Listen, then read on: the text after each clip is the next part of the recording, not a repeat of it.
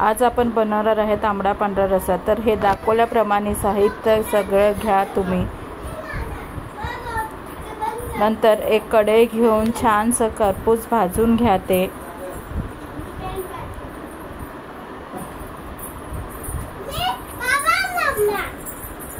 खडे मसाले घाला त्यात।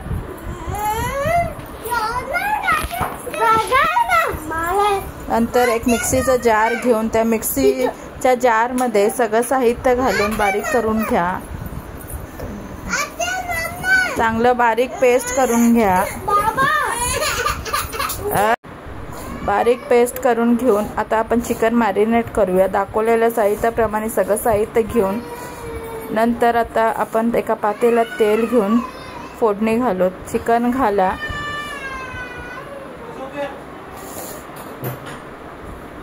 नंतर त्याच्यात थोडंसं हळद घाला,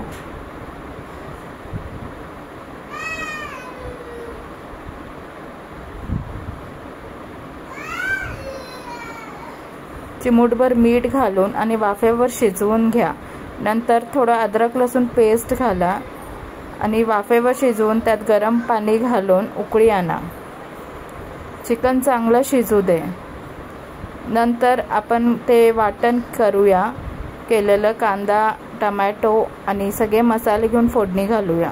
आता कढईत दाखवल्याप्रमाणे तेल घालून कांदा, टोमॅटो, अद्रक लसूण पेस्ट, कोथिंबीर घालून सगळं चटणी घालून तुम्ही हलवत राहा।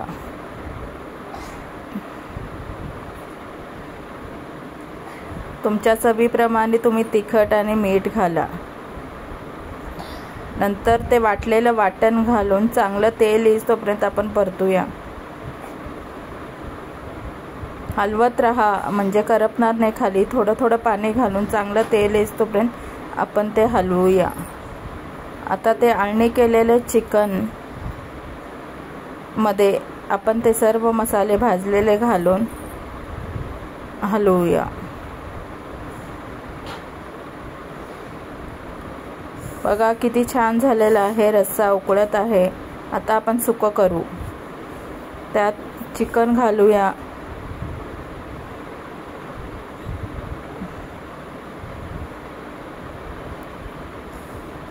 आता हे झालेलं आहे सुक्कं चिकन आणि तांबडा रस्सा। या तर सगळेजण खायला छान वाटतंय ना रस्सा आणि चिकन सुक्कं।